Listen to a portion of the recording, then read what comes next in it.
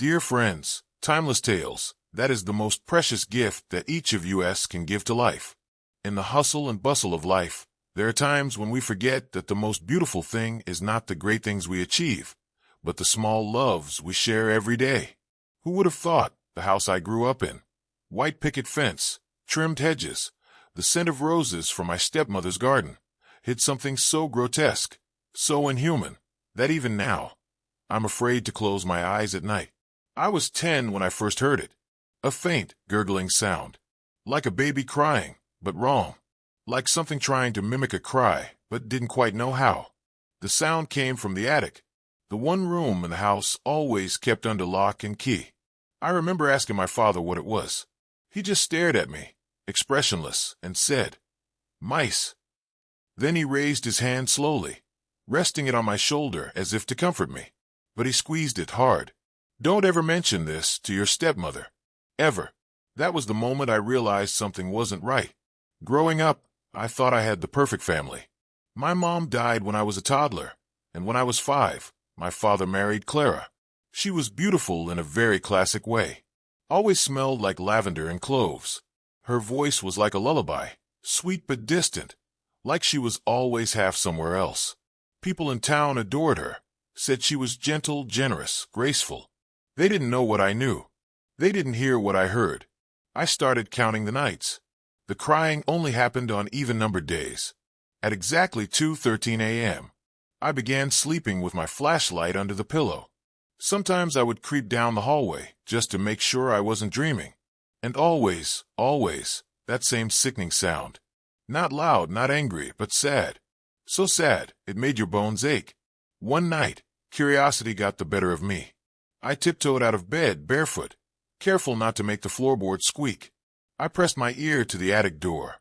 It was freezing cold, colder than the rest of the house. I could hear something dragging. Then, something tapped, 3 slow knocks. On the other side of the door. I gasped and backed away. That was the first time I ran back to my room and locked the door. I told Clara the next morning, expecting her to laugh and tell me it was a nightmare. But she didn't. Her face turned gray, like all the blood left her body in an instant. She looked at me for a long time, her hand trembling over the teacup she was pouring. And then, with a voice barely audible, she whispered, "There's nothing in the attic, Lily. Understand? There's nothing in the attic." I understood, all right. I understood fear. Weeks passed. The sound continued. I stopped sleeping. I grew pale. My teachers called home. My father grew colder, more distracted. He barely spoke, just stared out the window every night, swirling his whiskey, waiting for the clock to hit 2:13. Sometimes, I think he was listening too. Then came the day at school. We had a substitute teacher, an old woman with cloudy eyes and a walking cane that clicked on the linoleum floor. She called roll call and paused when she reached my name. "Lily Merton," she said. "Merton. Are you by chance the daughter of Mr. Arthur Merton, of the old willow house by the river?" I nodded. She stared at me for what felt like minutes. Then she said it, so quietly, only I could hear. "That house has secrets, child. Do you hear him at night?" My blood went cold. She was gone the next day. Never came back. After that, I started looking for answers. I began noticing things. Clara had an obsession with jars. Glass jars filled with roots, herbs, pickled things. She called them her medicinal pantry. Some were labeled, some weren't. One jar had something like a human tooth floating in murky liquid. I never asked.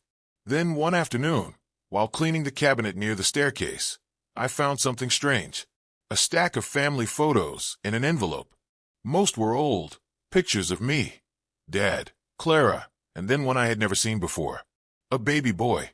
Swaddled in blue, chubby cheeks, wide eyes, smiling, and on the back in shaky handwriting, "Elias, 8 weeks old." Who was Elias? I took the photo to Clara that night. Her reaction was something I'll never forget. First, she froze. Then her eyes filled with tears. She reached out to snatch the photo, but I pulled it back. "Who is he?" I demanded.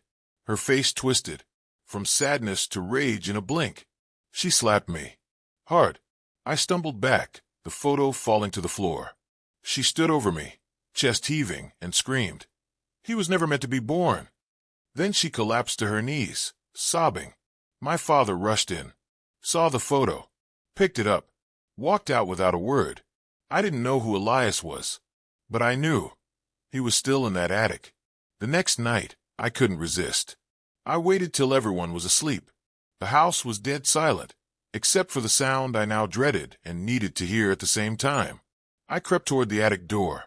My flashlight trembled in my hand. I pressed my eye to the keyhole. At first, all I saw was darkness. Then movement. A small hand. No clawing fingers. Scraping the wooden floor. A pale figure crawling in the dark. Its face turned, and I swear to you it smiled. I ran. I ran so fast I almost broke my leg down the stairs. That night, I didn't sleep. I couldn't, because I knew something that I shouldn't have known. My stepmother, gentle, beautiful Clara, was hiding a child in that attic. And it wasn't just any child. It was hers. And my father's.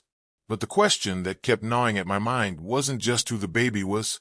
It was, why had he grown up after all these years? And worse, was he even still human?